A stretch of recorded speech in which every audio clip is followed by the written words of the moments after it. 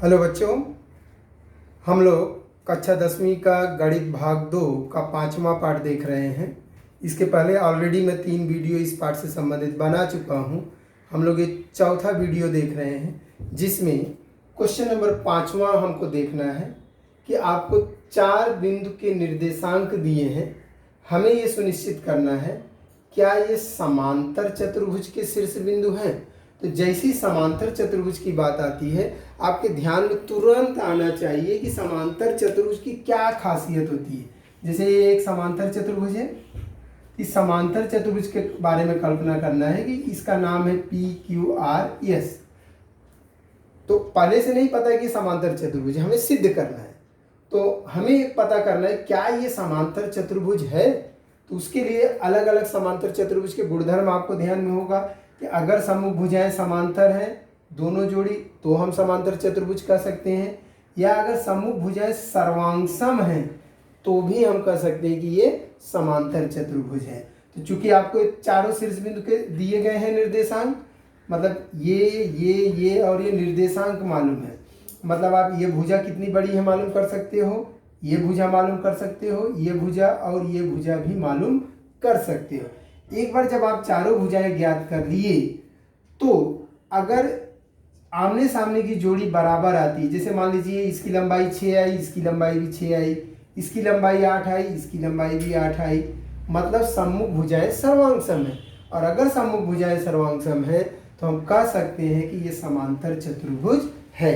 तो मुख्य रूप से हमें यहाँ पे यही सुनिश्चित करना है कि चारों भुजाएं ज्ञात करो और चारों भुजाओं की लंबाई में से जोड़ी की लंबाई सेम आनी चाहिए।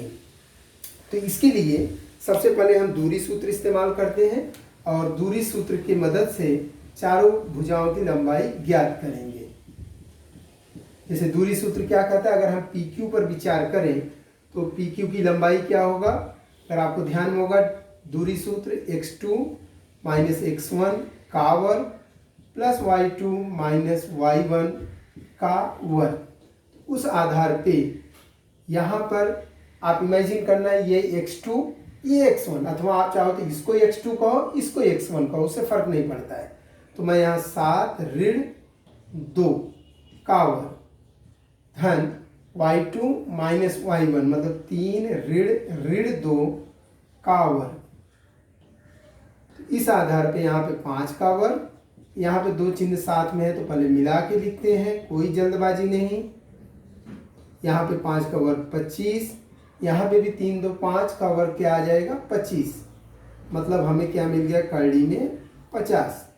और करड़ी में 50 अगर आपको ध्यान में होगा तो इसको लिख सकते हैं 25 गुणे 2, और 25 गुणे 2 में से 25 बाहर आएगा तो आ जाएगा 5 करड़ी में 2। ये हमें मिल गया PQ की लंबाई। ठीक इसी तरह QR की लंबाई ज्ञात करते हैं। QR की लंबाई के लिए फिर से यही फार्मूला, अब फिर से फार्मूला लिखने की आवश्यकता नहीं, काल्पनिक रूप में आपको सोचना है कि QR पे अगर विचार करें तो ये x2 ये x1 मतलब 11 ऋण 7 का वर्ग। सावधानी यही रखना है कि इन दोनों पे विचार कर रहे हो तो इन्हीं दोनों पे कॉन्सेंट्रेट करो, x2 माइनस x1 का वर्ग धन y2 मतलब ऋण 1 ऋण 3 का वर्ग। 11 ऋण 7 7 4 11 4 का वर्ग, यहाँ ऋण 1 ऋण 3 चिन्ह समान है जुड़ जाएगा मतलब ऋण 4 का वर्ग। तो आपको यहाँ पे 16 धन 16 कितना प्राप्त हो गया 32, करड़ी में 32, ये QR की लंबाई आ गया।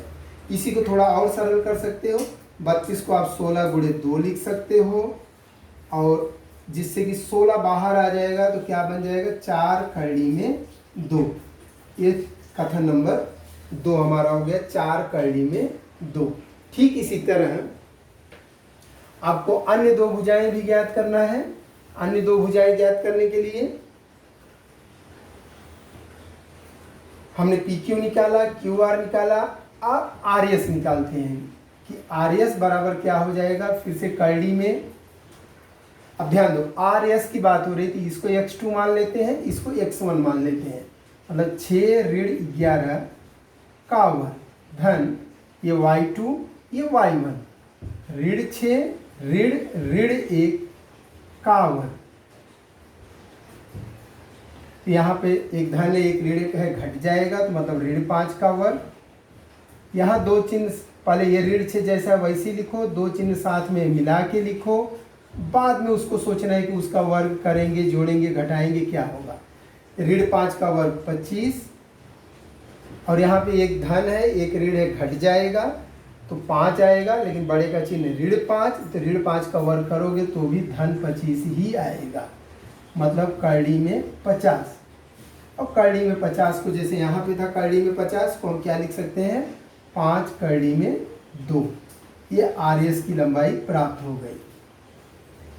अब एक भुजा और बच रहा है पीएस, मतलब पीएस की लंबाई ज्ञात करेंगे। पीएस बराबर, फिर से फार्मूला ध्यान देना है, पीएस की बात कर रहे हैं, इसको जैसे x2 मान लिया, ये x1, मतलब 6 ऋण 2 का वर्ग धन ये y2 माइनस y1, मतलब ऋण 6 ऋण 2 का वर्ग। तो इस तरह से यहाँ पे 4 का वर्ग, और यहाँ पे ऋण 6 धन 2 का वर्ग, तो 4 का वर्ग 16। यहाँ पे एक धन है एक ऋण है, घट जाएगा, ऋण 4 का वर्ग करोगे फिर से धन 16 आ जाएगा, मतलब यहाँ पे करड़ी में 32। और करड़ी में 32 जैसे अभी आपने देखा, हम क्या लिख सकते हैं, 4 करड़ी में 2। ये कथन नंबर 4, मतलब हमने चारों भुजाएं ज्ञात कर लिया। भुजा पी क्यू हमने ज्ञात किया यहाँ पर, यहाँ भुजा क्यू आर हमने ज्ञात किया, यहाँ भुजा आर एस, और यहाँ हमने भुजा अभी ज्ञात किया पी एस। चारों भुजाएं ज्ञात हो गई। अब आपको देखना है कि इनमें चारों भुजाएं बराबर हैं या कोई भी बराबर नहीं, या जोड़ी में बराबर है। तो आप नोटिस करोगे जो पी क्यू का मान आया वही आर एस का मान आया, मतलब हम कह सकते हैं कि पी क्यू बराबर है आर एस के, कारण कथन नंबर 1 और 3 से। और जो क्यू आर का मान आया है वही पी एस का मान आया है, मतलब क्यू आर बराबर है पी एस, कारण कथन 2 और 4 से। मतलब हम देख रहे हैं कि सम्मुख भुजाओं की जो दोनों जोड़ियां बराबर हैं, इसलिए हम कह सकते हैं कि यहाँ चूंकि लिखना है, चूंकि सम्मुख भुजाओं की दोनों जोड़ी सर्वांगसम है, इसलिए चतुर्भुज पी क्यू आर एस को हम कह सकते हैं समांतर चतुर्भुज है। तो इस प्रकार से एग्जाम में सवाल आते हैं कि आपको पता करना है समांतर चतुर्भुज है या सम चतुर्भुज है या आयत है या वर्ग है या समबाहु त्रिभुज है, और आपको शीर्ष बिंदु के निर्देशांक दिए रहेंगे। तो बेसिकली आपको पहला काम तो ये करना है, उसकी मदद से भुजाएं ज्ञात कर लेना है, और फिर उसके बाद अगर आपको समांतर चतुर्भुज सिद्ध करना है तो जोड़ी सर्वांगसम होनी चाहिए, सम चतुर्भुज सिद्ध करना है तो चारों भुजाएं सर्वांगसम होनी चाहिए, और अगर आयत सिद्ध करना है तो उसमें एक अलग टेक्निक इस्तेमाल करते हैं हम लोग, भुजाओं की बजाय हम विकर्ण ज्ञात करते हैं। आने वाले सवाल में उसको हम देखते हैं। यहाँ पर प्रश्न नंबर 6वां आप देखो, सिद्ध करो कि ये जो 4 बिंदु दिए गए हैं सम चतुर्भुज के शीर्ष बिंदु हैं। तो मतलब आपको एक चतुर्भुज की संकल्पना यहाँ पे ध्यान देना है कि एक चतुर्भुज है जिसकी 4 शीर्ष बिंदु हैं ए बी सी और डी। हमें पता करना है कि इन चारों शीर्ष बिंदुओं से जो चतुर्भुज बन रहा है ये समांतर चतुर्भुज है, सॉरी सम चतुर्भुज है। सम चतुर्भुज सिद्ध करना है। इसको हम सम चतुर्भुज कब कह सकते हैं, जब ये भुजा बराबर ये भुजा बराबर ये भुजा बराबर ये भुजा हो, मतलब अगर चारों भुजाओं की लंबाइयाँ समान होंगी तो हम कह सकते हैं कि ये सम चतुर्भुज है। तो इसके लिए सबसे पहले हम क्या करेंगे कि चारों भुजाओं की लंबाई ज्ञात करेंगे। जैसे पिछले सवाल में हमको समांतर चतुर्भुज सिद्ध करना था तो भी हमने चारों भुजाओं की लंबाई ज्ञात किया था, यहाँ पे हमें सम चतुर्भुज सिद्ध करना है तो भी मुख्य बात यह है कि हमें चारों भुजाओं की लंबाई ज्ञात करना होगा। तो जैसे सबसे पहले हम ए बी की लंबाई ज्ञात करने के लिए दूरी सूत्र का इस्तेमाल करेंगे।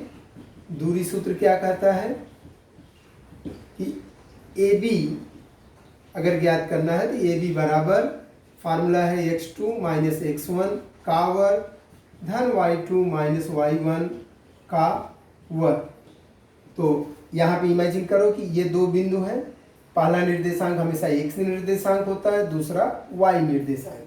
तो यहाँ पे इसको हम x2 मान लें, इसको x1 मान लें, तो x2 का मान ऋण 1 ऋण फार्मूले से, फिर x1 का मान ऋण 4 का वर्ग धन ये दूसरा वाला y निर्देशांक है, इसको हमने y2 माना है, ऋण ये y1 ऋण 7 का वर्ग, फिर पूरे का वर्गमूल। यहाँ पे दो चिन्ह साथ में है, पहले उसको मिला के लिखो। वैसे यहाँ पे भी दो चिन्ह साथ में है, तो पहले उसको मिला करके लिखो। अब आप सोचो ऋण 1 धन 4 1 धन है 1 ऋण घट जाएगा, 3 और 3 का वर्ग करेंगे तो 9। यहाँ पे दो चिन्ह समान है, जुड़ जाएगा 9 का वर्ग करेंगे 9 9 81। तो 81 और 9 जोड़ोगे तो क्या आ जाएगा 90। हमें ये इस तरह से हमको ए बी का मान आ गया कड़ी में 90। इसको चाहें तो हम दो टुकड़े करके किसी एक को बाहर ला सकते हैं, जैसे इसको 10 9 90 लिख दिए तो 9 का वर्गमूल 3 और कड़ी में 10। लेकिन फिलहाल मैं इसको ऐसे ही रख रहा हूँ क्योंकि मुझे मुख्य रूप से तुलना करना है, चारों लंबाई है। तो ए बी ज्ञात कर लिए। ठीक इसी प्रकार हम अब बी सी ज्ञात करेंगे। बी सी ज्ञात करने के लिए फिर से आपको यह सोचना है, ये बी ये सी में इसको x2 मान लिए, इसको x1 मान लिए, 8 ऋण 1 का वर्ग धन ये y2 ये y1 मतलब 5 ऋण 2 का वर्ग। तो चिन्ह साथ में मिला दिए, 8 धन 2 का वर्ग धन यहाँ पे 3 का वर्ग, 5 में से 2 घटाएं 3, यहाँ पे 10 का वर्ग, यहाँ पे सॉरी यहाँ पे 1 है तो इसलिए यहाँ पे 1 आएगा। तो 8 और 1 9, 9 का वर्ग 81 और 3 का वर्ग 9। 81 और 9 जोड़ोगे तो आपको कड़ी में 90 प्राप्त हो जाएगा। ये हमको बी सी का मान आ गया, कथन नंबर 2। ठीक इसी प्रकार हम सी डी ज्ञात करेंगे, भुजा सी डी की लंबाई। सी डी बराबर फिर से कड़ी में, अब यहाँ सी डी के बारे में सोचना है, ये x2 ये x1 मतलब 5 ऋण 8 का वर्ग, x2 माइनस x1 मतलब 5 ऋण 8 का वर्ग धन y2 मतलब ऋण 4, y1 मतलब 5 मतलब ऋण 4 ऋण 5 का वर्ग। तो यहाँ पे 5 ऋण 8 1 धन 1 ऋण 1 घट जाएगा, ऋण 3 का वर्ग करेंगे 9 और यहाँ पे दोनों चिन्ह समान है, जुड़ जाएंगे, ऋण 9 का वर्ग धन 81। तो दोनों को जोड़ोगे फिर से कड़ी में 90 प्राप्त हो जाता है। ये कथन नंबर 3। इसके बाद सी डी ज्ञात, ए बी ज्ञात हुआ, बी सी ज्ञात हुआ, सी डी ज्ञात हुआ। अभी एक भुजा और है ए डी। तो भुजा ए डी निकालने के लिए फिर से वही फार्मूला, ध्यान ये देना है।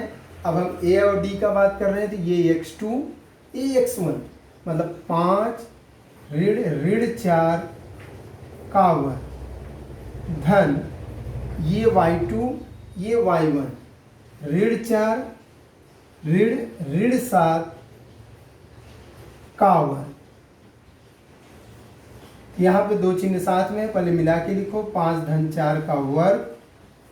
यहाँ पे फिर से दो चिन्ह साथ में, ऋण 4 ऐसी लेकिन ये धन हो जाएगा का वर्ग। ये 5 4 9 का वर्ग 81। यहाँ पे एक धन 1 ऋण घट जाएगा, 3 आएगा, 3 का वर्ग करेंगे तो 9।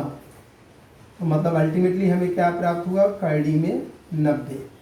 इस तरह से हमें ए डी का मान मिल गया कड़ी में 90। एक कथन नंबर 4।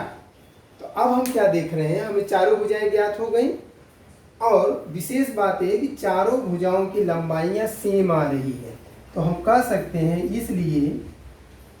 इसलिए ए बी बराबर बी सी बराबर CD बराबर AD। क्यों ऐसा हमने कहा? कथन 1, 2, 3 और 4 के आधार पर। और अगर चारों भुजाएं बराबर हैं तो हम कह सकते हैं कि ये समचतुर्भुज है। मतलब अर्थात यहाँ हमें क्या समझ में आ रहा है कि चतुर्भुज ABCD की चारों भुजाएं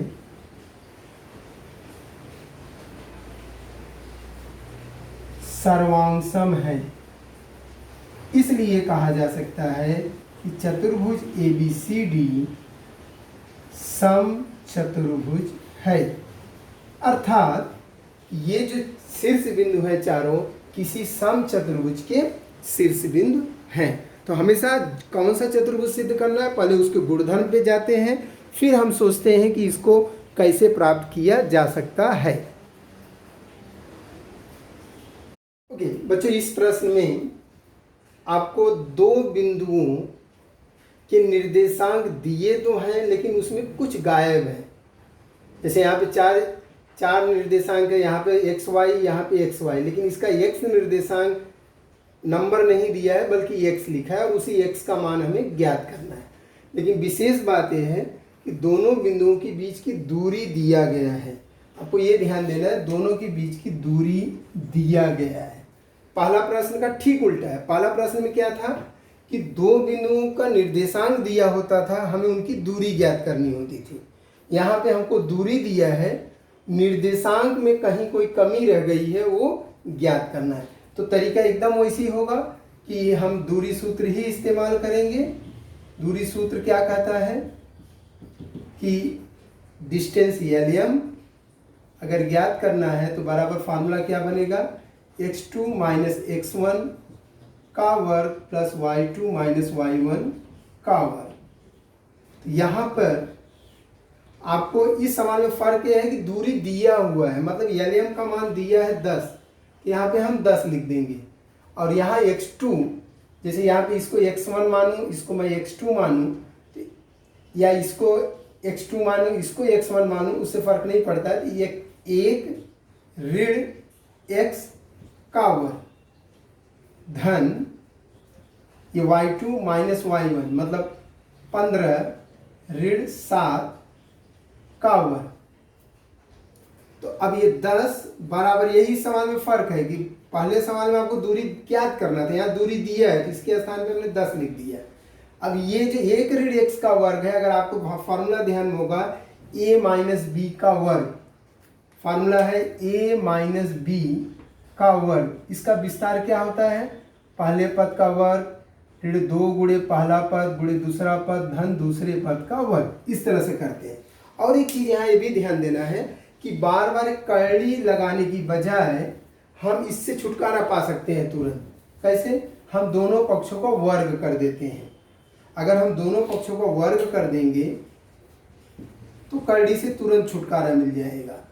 दोनों पक्षों का वर्ग करने पर हमें क्या प्राप्त होगा, यहाँ 10 का वर्ग 100 और ये कड़ी निकल जाएगा। सिर्फ क्या बचेगा, एक ऋण x का वर्ग और 15 में 7 घटाओगे तो 8, मतलब 8 का वर्ग। अब इसके बाद ये 100 वैसे ही हम लिख रहे हैं।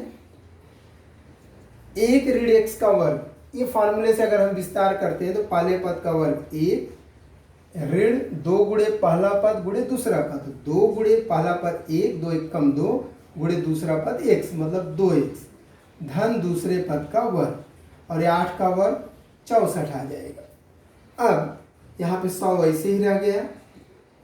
1 और 64 ये दोनों सजाती हैं, दोनों जुड़ जाएंगे तो कितना आ जाएगा, 65 ऋण 2x धन x का वर्ग।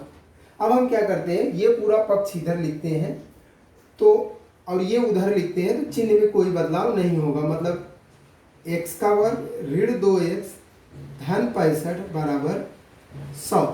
ध्यान दो, ये पूरा हमने इधर लिखा, ये पूरा इधर लिखा, तो चिन्ह में कोई बदलाव नहीं होता है। और इसके बाद इसको हम ऐसे भी लिख सकते हैं, x का वर्ग ऋण 2x धन 65 और 100 को इस तरफ लाएंगे तो माइनस बराबर 0। इस तरफ कुछ नहीं बचा मतलब 0, तो हम क्या लिख सकते हैं, x का वर्ग ऋण 2x, देखो ये दोनों सजाती हैं, एक धन है एक ऋण है, घट जाएगा लेकिन बड़े वाले का चिन्ह मतलब -35 बराबर 0। अब अगर आपको ध्यान में आएगा ये वर्ग समीकरण है जिसका बायां पक्ष द्विघाती त्रिपद है, इसका गुणनखंड किया जा सकता है। 35 का 2 खंड घटाने पे 2 आ जाए, 7 पचे 35, मतलब हम क्या लिख सकते हैं, ऋण 7x धन 5x ऋण 35 बराबर 0। इन दोनों में x कॉमन तो x ऋण 7, यहाँ से दोनों में 5 कॉमन तो x ऋण 7। कोष्टक सेम है, कोष्टक को कॉमन ले सकते हैं, यहाँ से x बचा, यहाँ से 5 बराबर 0। तो अगर दो गुणनखंड बराबर 0 है तो इसका मतलब हुआ या तो पहला खंड बराबर 0 होगा या दूसरा खंड बराबर 0। अगर पहला खंड 0 आ रहा है तो x का मान 7, और अगर दूसरा खंड पर विचार करते हैं तो x का मान क्या आएगा, ऋण 5। इसका मतलब x के हमें दो उत्तर प्राप्त हो रहे हैं, 7 और ऋण 5। तो इस तरह से कभी आपको दूरी ज्ञात करना होता है।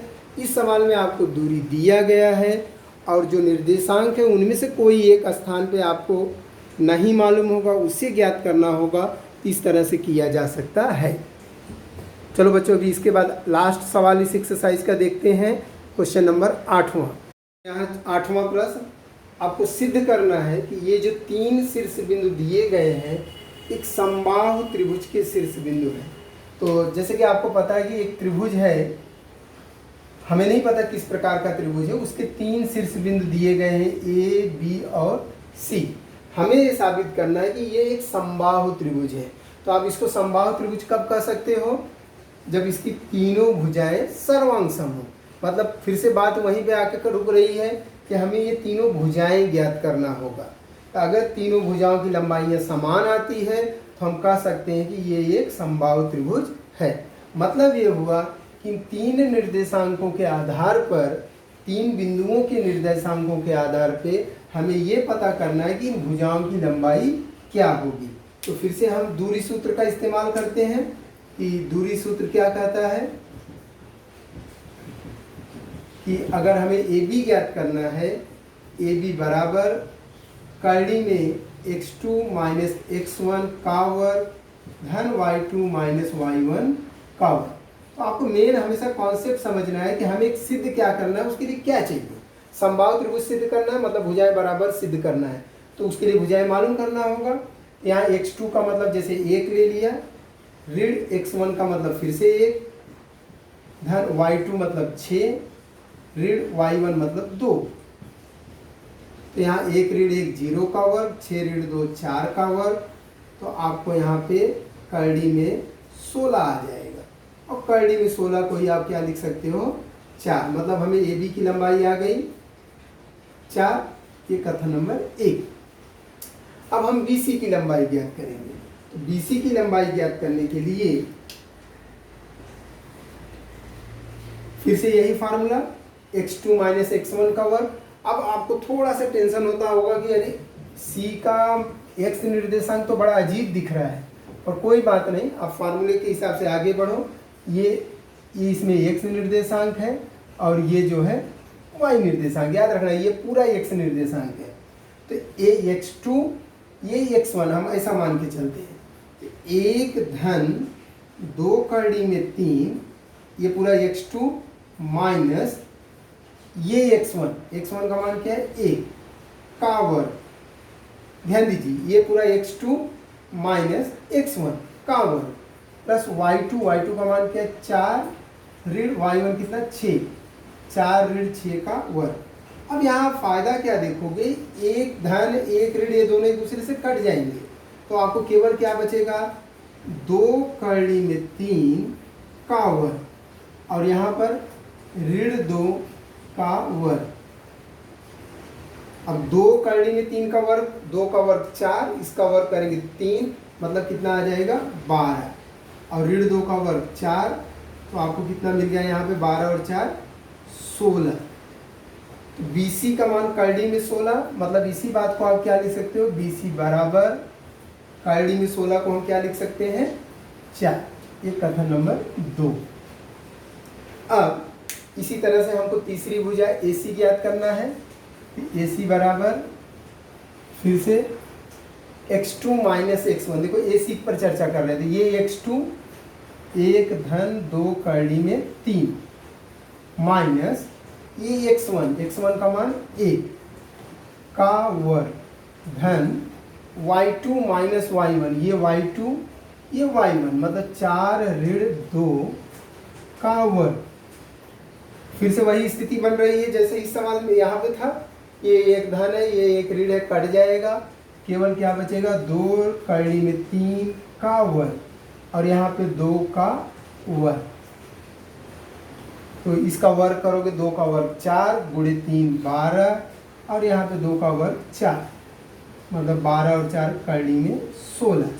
और इसका वर्गमूल केवल धनात्मक वर्गमूल पर विचार करना है क्योंकि ये किसी की लंबाई या दूरी है। तो अब हम क्या देख रहे हैं कि कथन 1, 2 और 3 से जो AB का मान है वही BC का मान है वही AC का मान है। इसलिए ये कहा जा सकता है कि इसलिए AB बराबर BC बराबर AC। कारण कथन 1, 2 और 3 के आधार पर। इसलिए हम कह सकते हैं कि अर्थात त्रिभुज की तीनों भुजाएं सर्वांगसम है।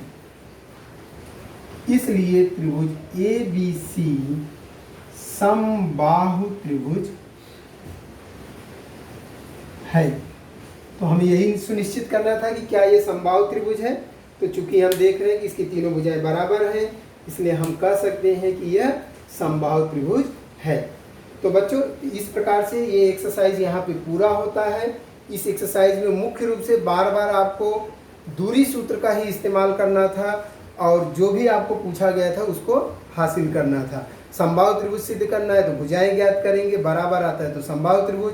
समचतुर्भुज सिद्ध करना है तो फिर से हमें भुजाएं ज्ञात करना है। अगर बराबर आता है चारों भुजाएं तो हम कह सकते हैं वो समचतुर्भुज है। या कभी केवल आपको दूरी ज्ञात करना है तो केवल दूरी सूत्र निकाल के हम दूरी ज्ञात कर सकते हैं। और उसी का उल्टा एक होता है कि दूरी दिया है और कोई एक बिंदु एक घटक नहीं मालूम है वो ज्ञात करना है तो फिर से दूरी सूत्र लगा के हम ज्ञात कर सकते हैं। और इस एक्सरसाइज में एक सवाल और था कि सुनिश्चित करना है कि एक रेखी है या नहीं। तो अगेन हम लोग तीनों दूरियां ज्ञात करते थे, बड़ी दूरी को अलग रखते थे, बाकी दोनों दूरियों का योगफल अगर बड़ी दूरी के बराबर आता है तो हम कह सकते हैं कि तीनों बिंदु एक रेखी हैं और नहीं आता है तो हम बोलेंगे तीनों बिंदु एक रेखी नहीं है। तो इस प्रकार से बच्चों 5.1 यहाँ पर समाप्त होता है। धन्यवाद।